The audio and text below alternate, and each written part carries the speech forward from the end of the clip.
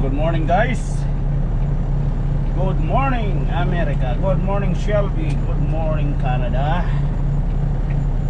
Guys, paalis tayo ngayon. Dito tayo sa Shelby, Montana. Let's go tayo. 34 minutes to the Canadian border in Coots, Sweetgrass Coots border. Magko-cross tayo hanggang makakarating tayo ngayon ng yard sa Atchison. Doon kami mag-hang up ng weekend. Magtatambay kami doon ng weekend bukas at saka sa Sunday, kasi Monday pa yung deliver namin ito doon sa SMS Fort McMurray. Okay guys, let's go. Okay, radio check. Yep. Okay, let's go buddy. Rock and roll. Get her done, rock and roll.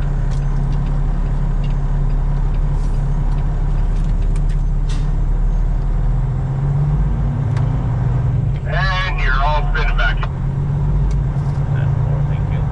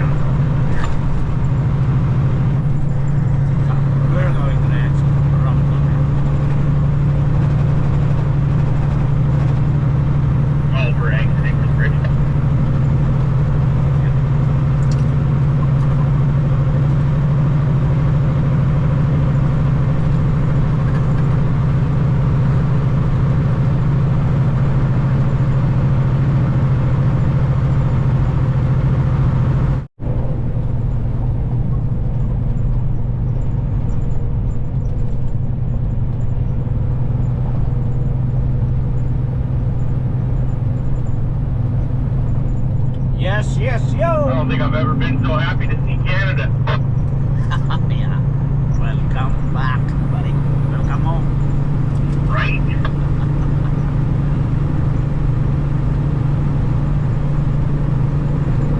Guys, coming up to Coach border tayo.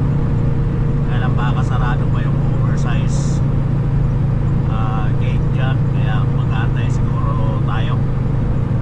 Ito yung last exit dito sa border. Pagka hindi ka pa ready mag-cross sa Canada, dyan ka muna hang up sa kaliwa. Merong rest area.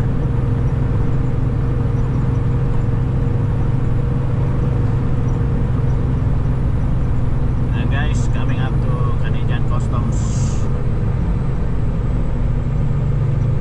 Loaded trucks must stop.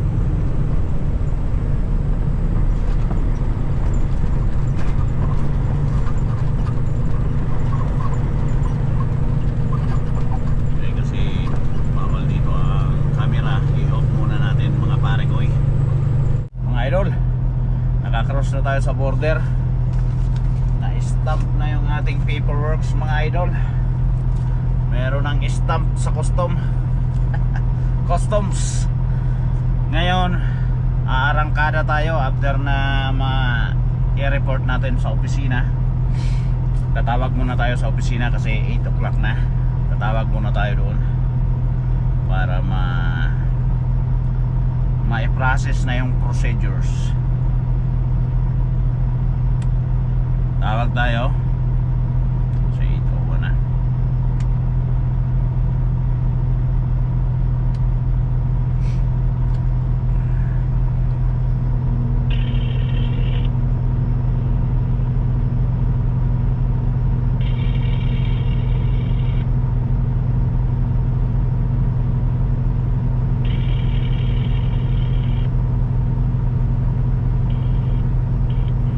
This is Paper Q1. Leave a message after the tone. Begin speaking after the tone, then hang up when you are finished, or press any key for further options. Hi Bates, Graffit here. Give me a call at 306-371-1715. Thank you. Bye-bye.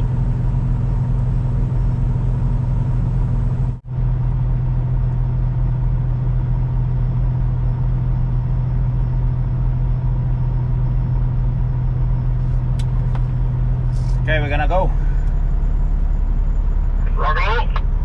Yeah, we're gonna go at the scale there to check our weights. Copy. Just let me know every tires going to the platform there. Stop me, okay? Yep, copy. I'm gonna write down the numbers. Copy. Make it ready.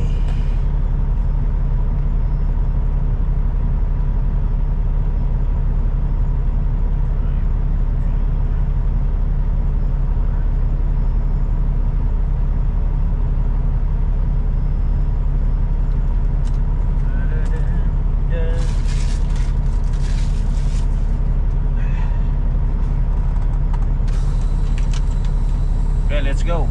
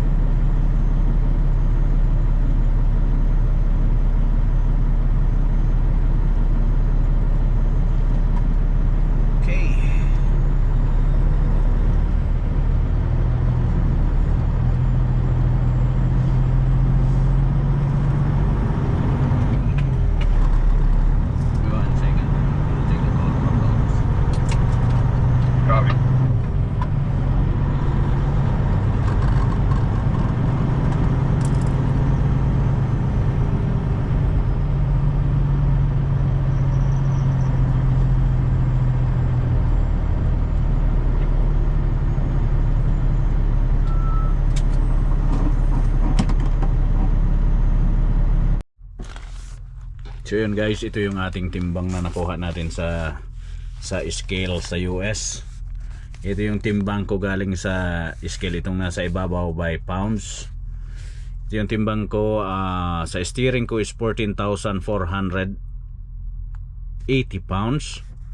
Sa drive ko it is 38,980 pounds. Sa jeep ko is 37,500 pounds. Yung trailer ko is 44,200 pounds. Booster ko is 27,900 pounds. So here in 38,980,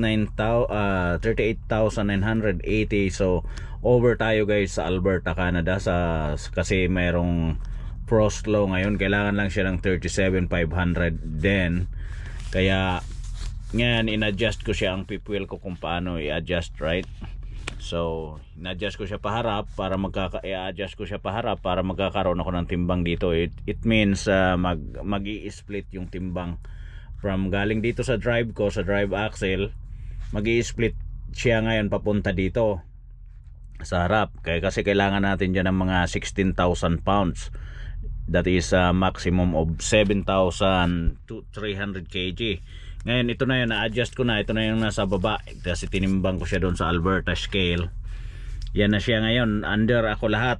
Yung drive ko 16,700, yung jeep ko 16,500, yung trailer ko is 22,900, which is 23,000, and booster ko is 10,700. So we're all good to go. Ngayon guys, dito kailangan mo marunong ka mag-adjust. Kailangan mo marunong kang tumingin kung saan ka banda magaan. Halimbawa magaan ka dito sa harap, sa likod, sa trailer, pwede mo ito i-release ang booster mo ng pagaanin mo dito para bumigat dito. Kasi pagka mabigat dito sa booster, ipupush niya ito, yung timbang mo pupunta doon lahat sa harap, pupunta sa drive. Yan guys ang timbang ko. Kaya sa frost low sa Alberta, good na tayo. Yan na yung timbang natin. Yan 7,210. Under tayo kasi 7,300 yung permit ko dyan. Ngayon dito permitted ako ng 17,000 kasi yun lang ang allowed dito. Ganun din dito sa jeep ko kasi tandem, 17,000 kg lang din. Dito allowed ako ng 24,000. Nasa 23,000 tayo, diba? To 22,000 yung trailer natin kasi tridem. Dito allowed din ako ng 17,000 pero 10,700 lang tayo kasi nirelease ko yung pressure dito sa booster para gumaan ako dito. At bumigat din ako sa steering. Ganyan guys ang mga plano.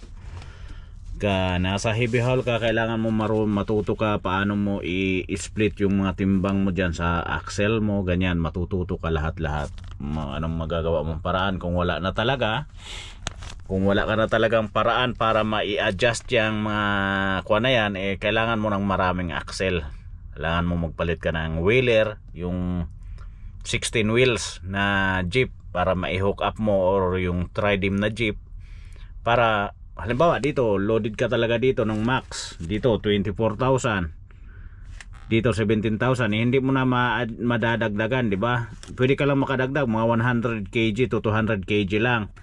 Pero dito halimbawa kailangan mo siya, kailangan mo na ng jeep pagka wala ka nang mapaglagyan ng ibang timbigat dito kasi ito nasa 17,600 yan, 38,900, nasa 17,600 kg. Ngayon hindi ka pwede kasi over ka ng 600 kg. So 600 kg bawal yun. 600 kilograms bawal yun. Kailangan mo lang ng 17,000. Yan. Alright guys, sana meron kayong nakuhang knowledge kahit paunti-unti lang.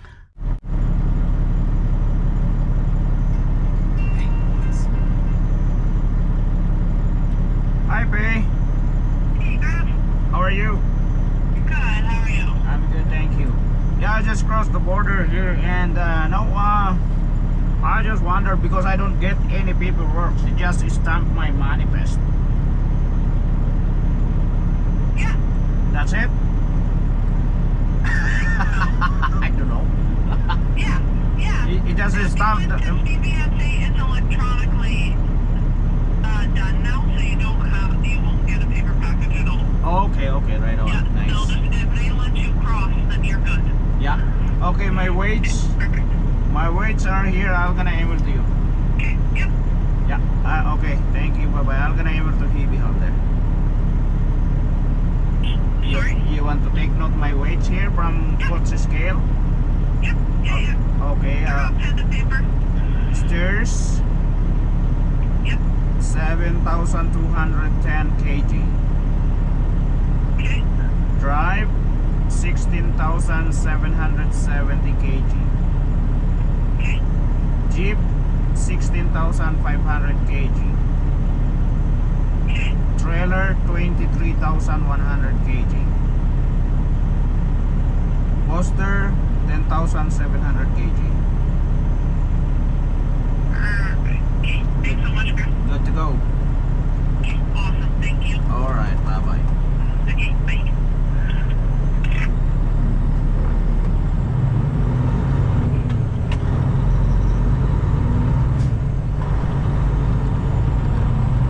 Let's go, buddy. Let's get her done.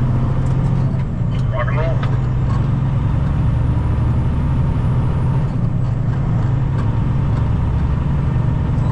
I think I'm gonna need to put it back my poster. No one behind us. I'm just gonna be quick. Yeah, go ahead.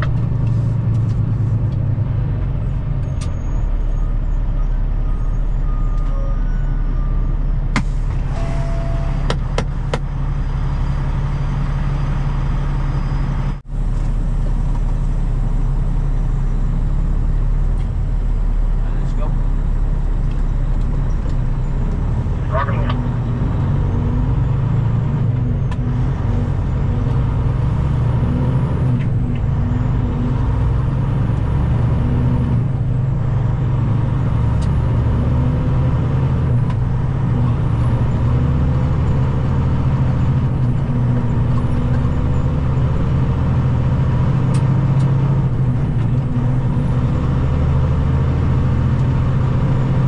There's a camper coming. I'm gonna let him by.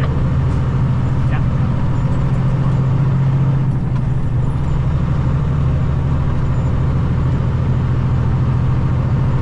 After that RV, it's all you.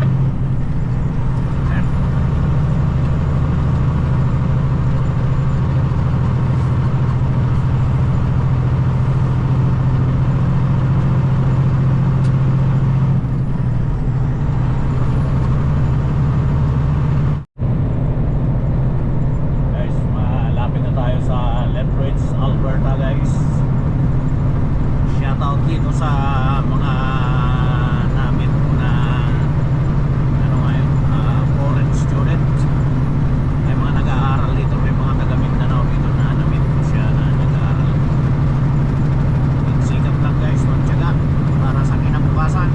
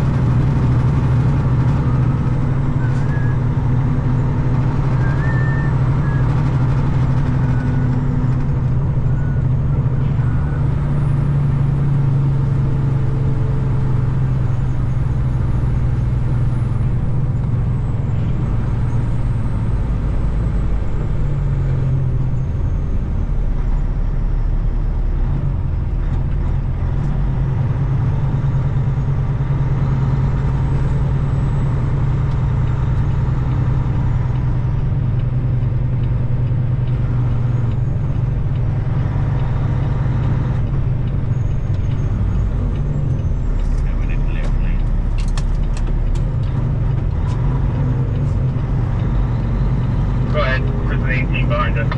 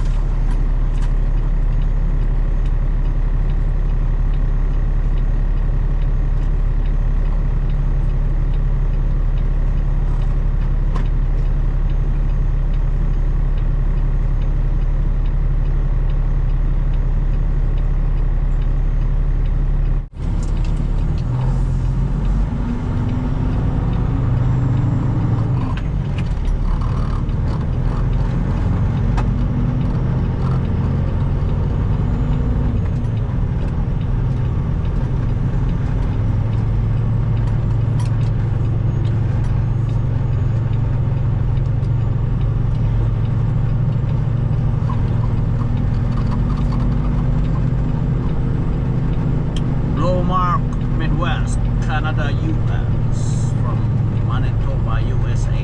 Manitoba, Winnipeg, Canada. Winnipeg.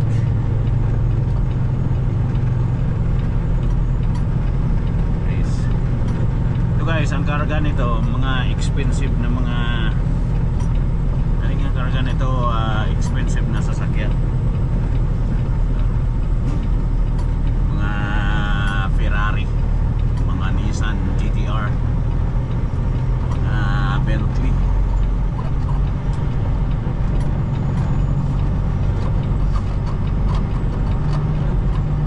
Sila dyan tulog. Ayaw mo na magtrabaho.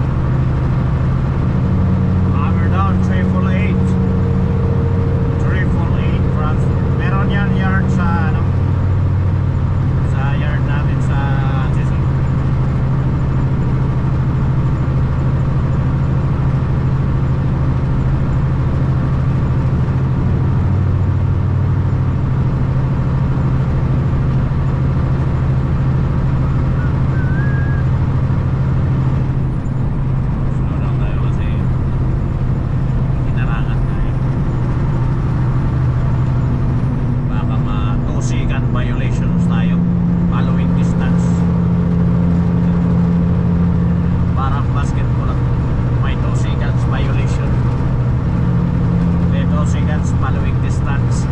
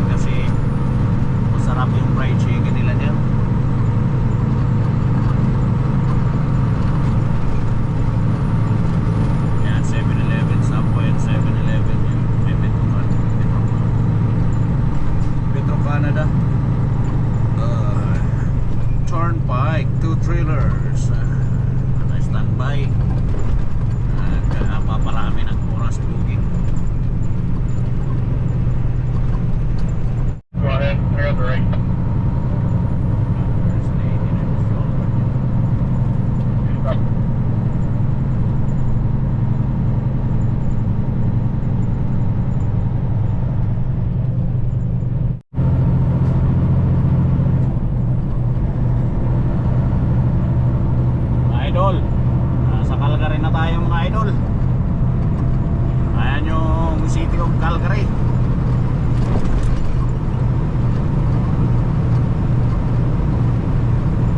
You're inside the zipper here. You want me to open it up? Kaya ka na.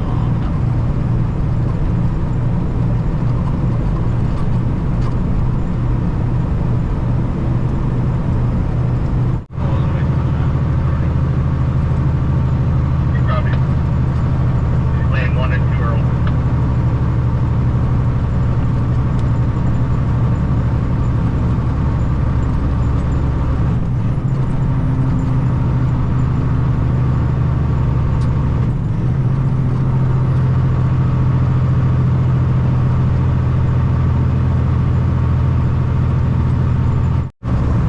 You want to keep it in line on the left, I'll hold you right.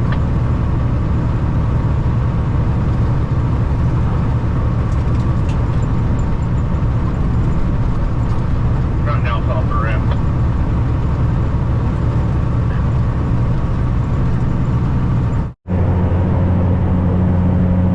Shoutout dito sa kay Ed, taga Calgary, Little Rock Farm. Ed, nandito ko, Calgary. Nakita ko yung kumpanya mo, Ed.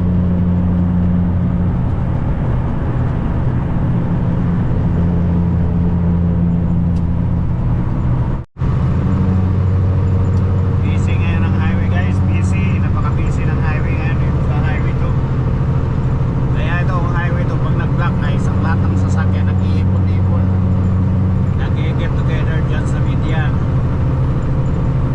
Kasi itong highway 2 mabilis mag-block ice. Flat kasi siya, flat.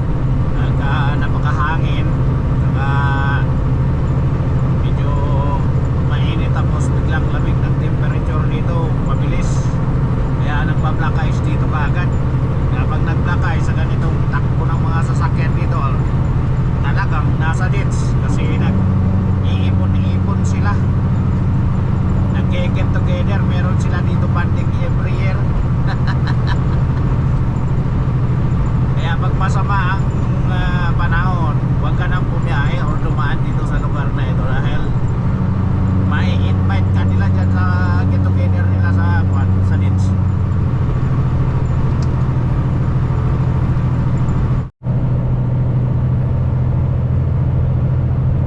Guys, nasa Rainier, Alberta, Canada na tayo. Rainier, just passing by Rainier. See that guys, signs, Edmonton.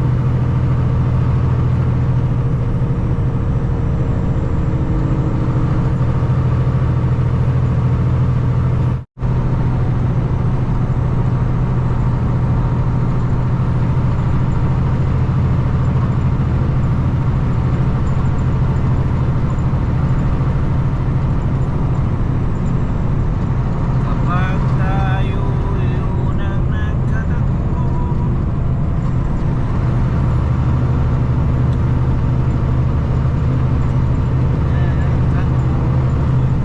ang pangalan. After the black Ford pickup if you need it.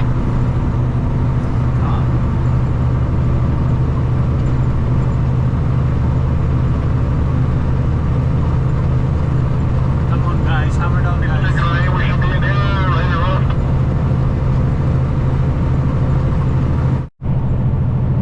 Nice sunny weather in Alberta, Canada. Guys, kumuha tayo ng parking dito guys sa Blackjack. Pero hindi tayo allowed mag-park dito sa harap. Kaya iikot tayo, sa likod lang daw tayo pwede pumarada.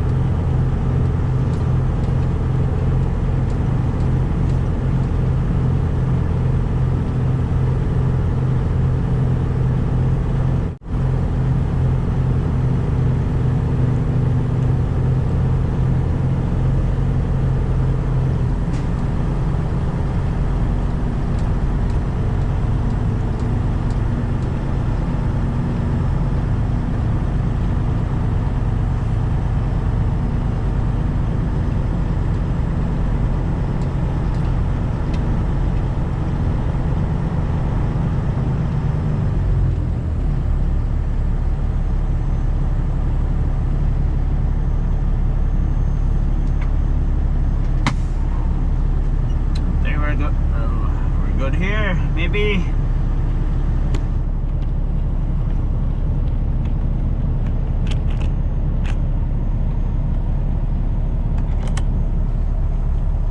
Ayun mga idol, nakaparada na tayo.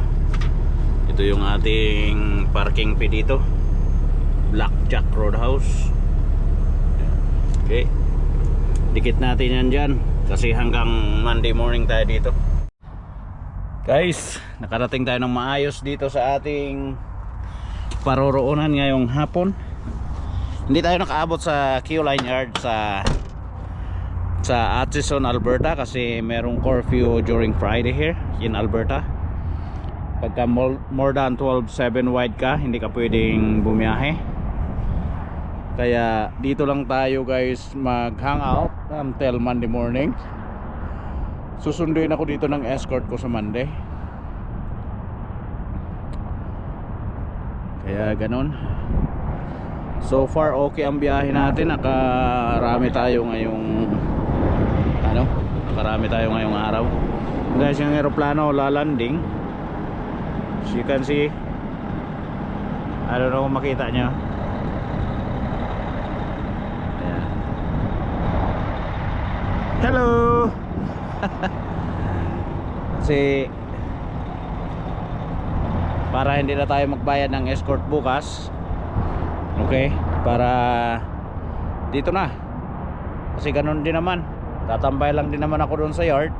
Wala naman yung aking kaibigan na si Melvin Macusi, nasa Saskatchewan, kaya dito na lang muna tayo. And guys, okay ang ating pangarga, walang problema, lahat trailer wala. Yan dyan, Blackjack Casino yan dyan. May restaurant dyan, hotel yung nasa kabila. Guys, meron akong swimming pool. Pagka kailangan ko maligo lang ako dyan guys, dive. Yan. So okay yung biyahe natin, walang problema. Ito yung mga tire chain ko kasi nilipat ko dito kasi overweight ako sa drive dito sa Canada ngayon kasi may frost law ang tawag, yung restriction ba pagka spring kailangan mo lang ng ka dyan, legal weights ka, nasa 17,000 lang, 17,000. Kaya ang ginawa ko, in-adjust ko yung fifth wheel ko paharap para mag-split siya sa kasi nilagyan ko ng timbang dito sa drive ko nung nasa Montana kasi IC. Nilagyan ko dito ng timbang, weights, ng bigat. Kasi andito yan siya nakaset up. Itong end na ito, andito yan siya nakaset up. Ayan, may marking. Yan, ngayon pinorward ko siya kasi I think every notch is 300 pounds every notch. Kaya umano ako ng siguro mga 400 kg nag-move forward. Kaya light na ako dito ngayon dito sa drive ko, light na ako kasi yung timbang ko napunta na sa steering. Kasi allowed ako dyan ng 7,300 kg. Dito 17,000, 24, 17. Kaya kailangan dito guys sa heavy haul, marunong ka mag-adjust ng pangarga mo, ipag-iisipan mo kung saan mo banda. Kasi ito, hindi ko pwedeng maisampa siya dito sa likod kasi dito dapat may 2 feet pa at least, hanggang dito dapat yan siya. Kailan paano ito mo ilalagay mo kasi andyan yung niya, ito dapat itong gilid na ito, dito yan siya para magkaroon ako ng maraming bigat dito. Ngayon light ako dito ngayon, ganyang setup ko, nasa 21,000 lang ako dito at saka 13,000 yung booster ko. Pero doon sa harap mas mabigat ako. Pero kung yan nakamove dyan, perfect yan, under lahat sa weights. Kaya ganyan, pagka kuwan ka, at least marunong ka mag ng pangarga. Ngayon mabigat ako doon. Ang ginawa ko, i-release ko ang pressure ng booster ko para bumigat ako dito. Pag i-release ko yung pressure sa booster ko,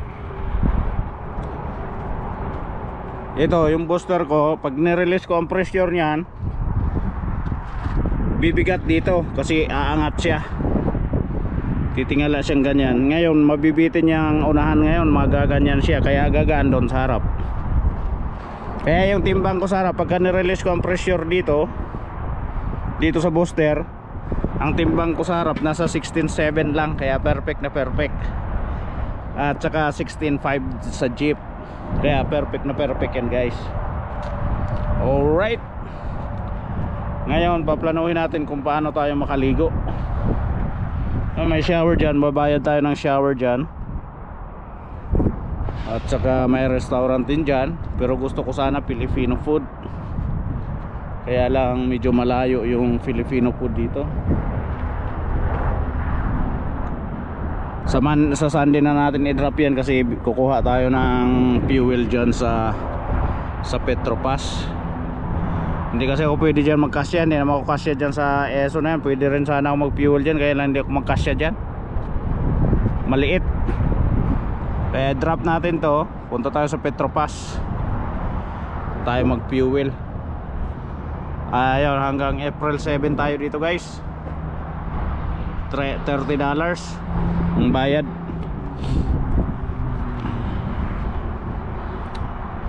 Ito mga hopper, ito mga hopper.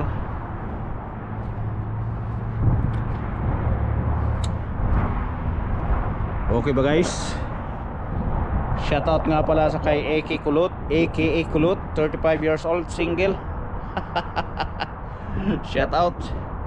At saka shoutout sa ating barkada na taga Cebu. Cebu. Saglit lang guys, titingnan ko yung mga nagpapa-shoutout sa atin kasi nakalimutan ko. Alam ko si aka Kulot, 35 years old, single. Shoutout sa iyo aka Kulot. Ayun, shoutout. Isa-shoutout ko yung ating kaibigan na taga Cebu, bagong subscriber natin siguro. No, shoutout sa kay Dominic The Pinoy ATV Dude. Breaking news, Jake Clyde got multiple new truck. Congrats sa iyo kaibigan. Congrats sa iyo Dominic The Pinoy ATV Dude. Okay, shoutout Dominic The Pinoy ATV Dude. Congrats sa iyong mga truck. And shout out dito sa kay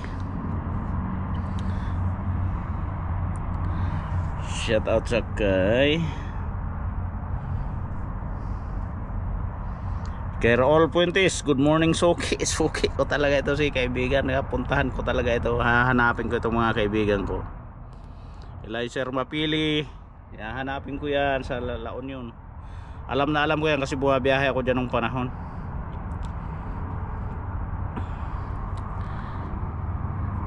Shoutout sa kay Alan Gakayan ng Guadalupe, Cebu City. Keep on tracking my friend, keep on tracking. Shoutout. Ayan. Kay AKA Kulot. Guys, ano yung ayos ko. Hindi ko alam kung anong problema. Kulang yata ito sa gulay. Okay guys, salamat sa inyong lahat. Hanggang dito na lang sa susunod na video ulit. Paki-subscribe and share nyo guys ang aking YouTube channel, Pinoy Heavy Haul. Sa shoutout ko rin pala ang aking kaibigan dito, si Tulits Lazaro, at saka si Louie Rodriguez na Pinoy Tracker. Yung mga original na mga Pinoy Tracker. Shoutout sa inyo mga kaibigan. Shoutout na rin sa kay sa ating kaibigan dyan na gwapo, sa mga Filipino trackers dito, saka kay Melvin Makusi, shout out. At sa pamilya mo guys, at sa pamilya mo, shout out sa mga kapatid mo, shout out sa inyong lahat. Good night guys, God bless sa inyong lahat. Good night, matutulog maaga pa, alas 5 pa lang yata, alas 3:42 pa lang. Alas 3:42 pa lang dito, matutulog na sa Pinoy Heavy. Tambay-tambay muna tayo guys kasi wala namang magawa dito, boring dito. Sa sound tayo, mag-music tayo. Kaya ang gagawin natin sa 2 araw dito, mag-vlog na lang. Kikita pa tayo ng $1. $1 a day. Malaki-laki din yan sa Pilipino, sa Pilipinas, 40 40 pesos din yan ng $1 adi lang kapag kikita ka ng 40 pesos adi. Right. Thank you guys. God bless. Love you all.